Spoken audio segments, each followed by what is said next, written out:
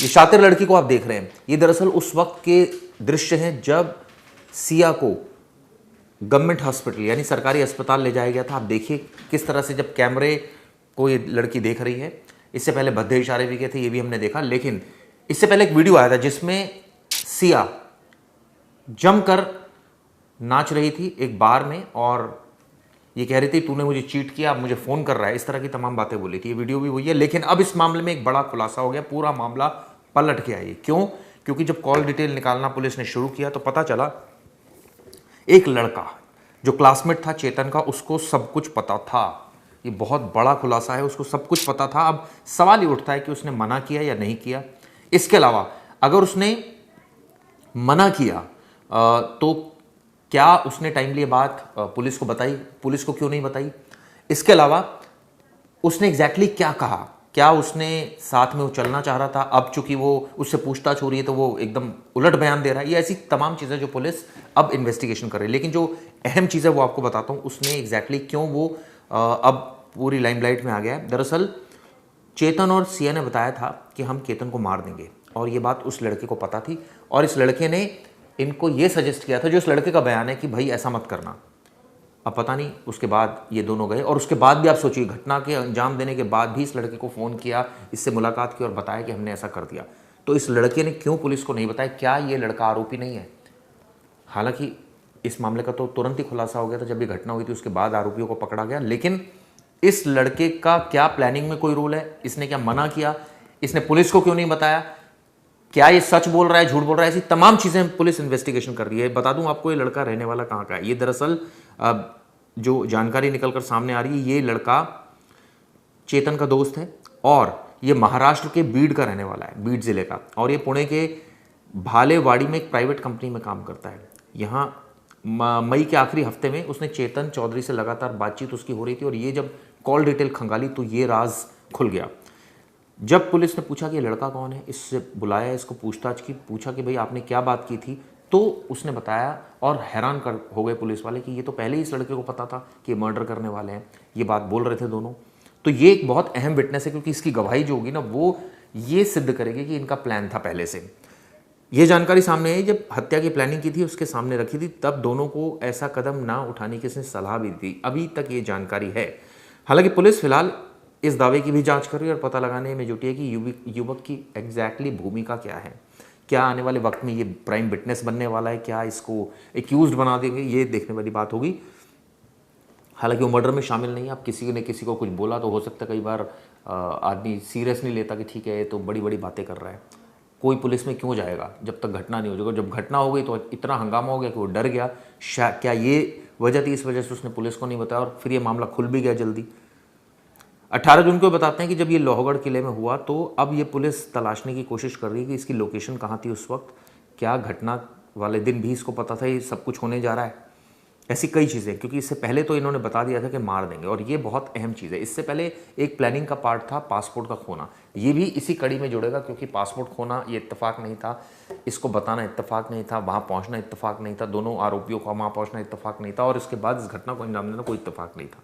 ये दरअसल back to back होती चली गई ये घटनाएं। इस पूरे मुद्दे को लेकर अब दोनों को जेल भेजने की तैयारी चल रही है, और सबसे बड़ी बात तो ये है कि आप देखिए इनके पिता का क्या कहना था जब बात की हमारे संवाददाता ने। अगर इस पूरे मामले में आपकी लड़की दोषी साबित होती है तो? दोषी साबित होती है, मैंने पहले भी बाइट में यही बोला था प्लीज, और इस बारे में आप कुछ जी मुझे पूछो भी मत, और कुछ भी नहीं है। हमने से फोन आया था कि ऐसे ऐसे 27-28 गुण कुछ मिल रहे हैं और हमारी तरफ से हाँ है। मैं अभी इस मानसिक अवस्था में नहीं हूँ कि मैं ज़्यादा बाइट दे सकता हूँ, और मैं बहुत रेस्ट हूँ। कल भी लोगों ने, मीडिया वालों ने मुझे बहुत तकलीफ दी। मैंने कभी उनको हायर नहीं किया है, और इस केस का तो मुझे कुछ भी पता नहीं है कि उनका कैसे क्या है क्या नहीं है, और हमने तो हायर नहीं किया, ना मेरी कभी बात हुई है उनसे, और ना कभी मैंने देखा है। 3 जुलाई तक सिया गोयल को कस्टडी में भेजा गया है। चेतन चौधरी भी उसके साथ रहेगा, और 3 तारीख के बाद अगली सुनवाई होगी। लेकिन उससे पहले अहम बात यह है कि पूजा गोयल और प्रवीण गोयल, इन दोनों को पुलिस ने स्टेटमेंट रिकॉर्ड करने के लिए बुलाया था। उनका लड़का साहिल भी वहाँ था। मेरे साथ प्रवीण गोयल है भी, जो उनके पिता है। मुझे सबसे पहले आप ये बताइए कि ये एग्जैक्टली लॉयर का आपका इशू क्या हुआ है? सर ये आशुतोष श्रीवास्तव जी, ये बहुत बड़ा नाम है और मैंने कभी उनको हायर नहीं किया है और इस केस का तो मुझे कुछ भी पता नहीं है कि उनका कैसे क्या है क्या नहीं है, और हमने तो हायर नहीं किया है, ना मेरी कभी बात हुई है उनसे और ना कभी मैंने देखा है। और हमने तो जो कुछ किया है वो विपुल जी सर को किया है और पूरे केस की तहकीकात वही देखेंगे और वही करेंगे। लेकिन श्रीवास्तव का बार बार कहना था उनके पास वकालतनामा है, वो कोर्ट में भी अपीयर हुए, फिर एग्जैक्टली क्या हुआ? नहीं, उसके बारे में मुझे कुछ भी पता नहीं है। श्रीवास्तव सर के बारे में मुझे कुछ भी पता नहीं है, क्या हुआ क्या नहीं हुआ। मेरी बेटी ने उनको सिग्नेचर दिए, उनको भी कुछ पता नहीं हुआ, उन्होंने तो बस वो कुछ देखा नहीं है और एक वकालत के नाम के वो हिसाब से सही कर दी होगी, बाकी हमने उनको कभी हायर नहीं किया। नहीं। आपको पुणे के लोनावाला पुलिस ने बुलाया था, आपकी पत्नी पूजा गोयल भी वहाँ साथ में थी, तो स्टेटमेंट्स रिकॉर्ड हुई है, किस तरीके की प्रोसेस आपके साथ हुई है? सर हम सुबह 11:30 बजे पहुँच गए थे, हमें रात को 11:30 बजे छोड़ा। कम से कम यानी कि 11:30-12 घंटे पूरी तहकीकात की है पुलिस ने हमारे साथ। उन्होंने जो जो क्वेरीज पूछी, हमने जो जो हमें पता था वो हमने सब क्वेरीज दी है उनको और पूरा स्टेटमेंट भी दिया है, मैंने भी और मेरी मिसेस पूजा गोयल ने भी, और वो अच्छे से तहकीकात कर रहे हैं। मैं तो बस यही बोलूँगा कि उनको जल्द से जल्द इस बारे में अपराधी का पता चले और उन्हें सख्त से सजा दी जाए। देखो, आपको ये भी पूछा गया होगा एग्जैक्टली कि क्या आपको इस पूरे मामले में मालूम था, नहीं था? हाँ पूछा मैंने, पर मुझे इस मामले की कोई भी जानकारी नहीं है। अगर कुछ मुझे पता चलता तो मैं कुछ ना कुछ एक्शन लेता था और कुछ ना कुछ सामने वाले से बात करके भाई ये रिश्ता थोड़ा यानी कि पोस्टपोन करते हैं, ऐसे ऐसे कोई बात आई है मेरे सामने तो मैं ज़रूर बात करता था, पर मेरे सामने बिल्कुल भी 1% भी यानी कि कोई बात लीक नहीं हुई जिससे मैं ये मन में भी लेके आता था। तो पिछली बार जब हम इंटरव्यू किए थे तब सिया की माँ का कहना था कि चेतन एक बार कुछ क्रिकेट मैच के दौरान वगैरह मिला था, नहीं सर, ये अभी तो बात सब बाइट हो गई है और मैं अभी इस मानसिक अवस्था में नहीं हूँ कि मैं ज़्यादा बैठ दे सकता हूँ और मैं बहुत रेस्ट हूँ। कल भी लोगों ने, मीडिया वालों ने मुझे बहुत तकलीफ दी जिसकी वजह से मुझे शॉप बंद करके आना पड़ा, तो मैं नहीं ज़्यादा बैठ दे सकता हूँ, प्लीज़। ठीक है, मुझे बस ये बताइए कि अब ये बातें सामने आ रही कि दोनों की शादी से मतलब एंगेजमेंट से पहले कुंडली जुड़ाई गई थी। हाँ, वो सामने वालों ने सिया का बायोडाटा जन्म कुंडली मांगी थी तो मैंने दे दी थी, तो उनका ही सामने से फोन आया था कि ऐसे ऐसे 27-28 गुण कुछ मिल रहे हैं और हमारी तरफ से हाँ है। मैंने बोला था ठीक है भाई साहब, आप खुद ही कुंडली मिला लीजिए और देख लीजिए, तो उन्होंने बताया था कुछ 27-28 गुण मिल रहे, तो उनकी हाँ हो गई थी। एक आखिरी सवाल इस मामले में, क्या फैमिलीज में इस तरीके की चर्चाएं हुई थी कि शुरू में सिया और केतन अग्रवाल का होने के बाद आपका लड़का है साहिल और फिर केतन की बहन, इनके बीच कुछ होगा और इसी नहीं सर, हमारे इसमें ऐसा कुछ भी नहीं होता है और ये कुछ भी नहीं है, क्योंकि हमारी बेटी जिस घर में जाती है उस घर के यानी कि हमारी कजन में भी यानी कि ऐसा कोई रिश्ता वगैरह नहीं होता है और उसका कोई वो नहीं है, बिल्कुल भी नहीं है प्लीज। और इस बारे में आप कुछ मुझे पूछो भी मत और कुछ भी नहीं है, ऐसा हमारा कुछ नहीं है। एक आखिरी सवाल सर, कि अगर इस पूरे मामले में आपकी लड़की दोषी साबित होती है तो? दोषी साबित होती है, मैंने पहले भी बाइट में यही बोला था, जो केतन जी के साथ हुआ है इमीडिएटली तहकीकात करके और इमीडिएटली जो केतन जी के साथ हुआ वही सजा सिया को मिलनी चाहिए, यही मेरी प्रार्थना है बस। सिया गोयल के पिता हमारे साथ थे, प्रवीण गोयल, उनका यही कहना है कि अगर इस पूरे मामले में उनकी लड़की दोषी ठहराई जाती है, उसे दोषी करार दिया जाता है, तो उसे भी उसी लोहगढ़ के उसी क्लिफ से उस जो घाटी है उसमें ढकला जाए, उसी तरीके की शिक्षा उसे होनी चाहिए। तो आपने देखा इनके पिता का बयान भी सामने है। हमारे जो संवाददाता थे वो सुबह मौके पर पहुंचे जहां पर डमी को फेंका गया था, यानी उस ऊंचाई से जहां से फेंका गया था उस जगह पर पहुंचे और पूरा एनालिसिस किया किस तरह का स्पॉट है, ये भी देखिए आप। शाम के 5:23 हुए हैं और हम लोहगढ़ किले के पास है।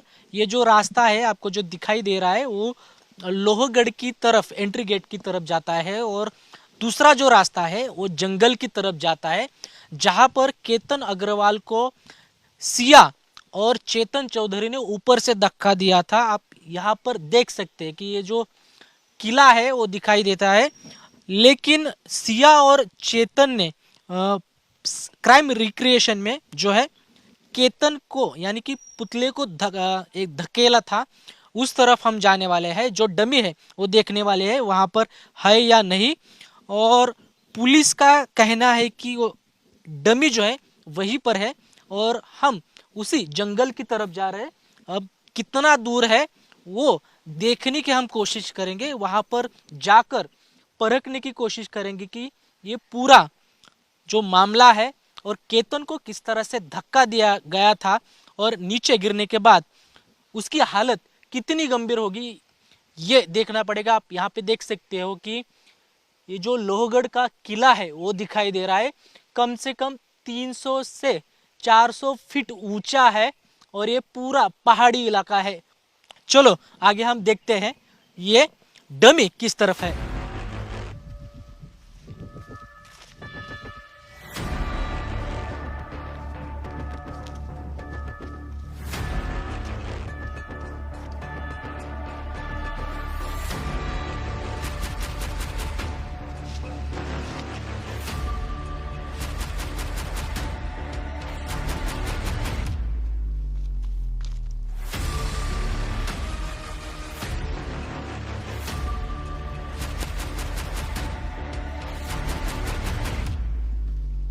इथंच पडलेलं आहे.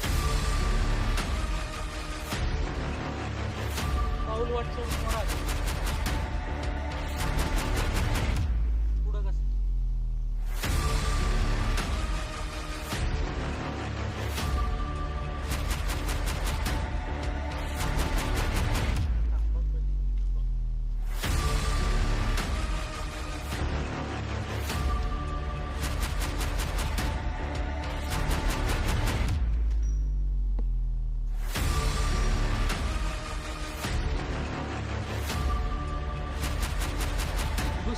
शॉर्ट्स घे ना पलीकडे. हा दगड आहे.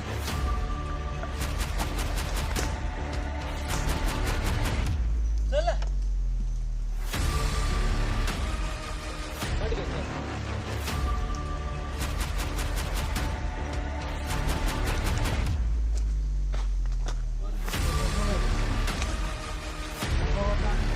ये पूरा घना जंगल है और अभी 5:40 हुए हैं। हमने 5:23 को चढ़ाई की थी। आप यहाँ पे देख सकते हैं कि लोहगढ़ किले के ठीक नीचे जहाँ केतन को धक्का दिया था उस तरफ आ गया है। 5:40 हुए और भी हमें टाइम लगने वाला है। ठीक किले के नीचे हम आने की कोशिश कर रहे हैं जहाँ पर केतन को फेंका गया था, धक्का दिया गया था।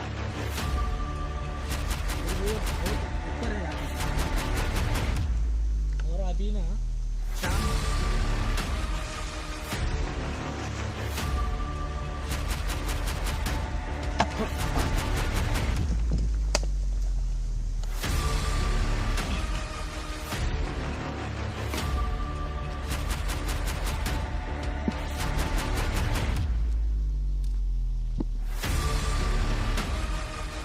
तो आपने देखा दोनों चीज़ें इसमें, उनके पिता की बाइट जो लेटेस्ट ओंकार ने बात की थी और अब जो पांचाल है हमारे रिपोर्टर है वो भी जब पहुंचे उन्होंने मौका मुआयना दिखाया। अब फिलहाल पुलिस लगातार इस मामले में इन्वेस्टिगेशन कर रही है, लेकिन ये तीसरे किरदार का जो चीज़ें निकल कर आ रही है इससे कई सवाल खड़े हो रहे हैं।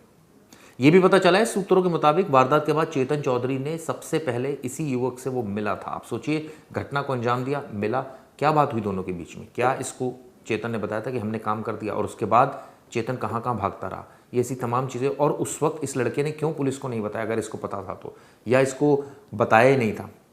अभी जानने की कोशिश कर रही है कि उस बातचीत में क्या कहा गया था, क्या ये सिर्फ घटना की जानकारी दी गई थी या फिर कथित साजिश से जुड़े दूसरे पहलुओं पर भी जांच की गई थी। क्या ये बताया गया था कि वो गिर गया है या गिरा दिया है हमने या मार दिया है। हत्या मत करो, दोस्त ने सलाह दी थी, इस तरह की जांच में बात सामने आई है कि उसने ऐसा करने से मना किया था, ये सब मत करना, फंस जाओगे, और वही हुआ, फंस गए। इनको शायद ऐसा लग रहा था कि फंसेंगे नहीं, क्योंकि इन्होंने काफ़ी चीज़ें पढ़ी थी, भागने के तरीके पढ़े थे, लेकिन इनको ये नहीं पता कि वर्चुअल दुनिया अलग होती है और रियल दुनिया अलग होती है।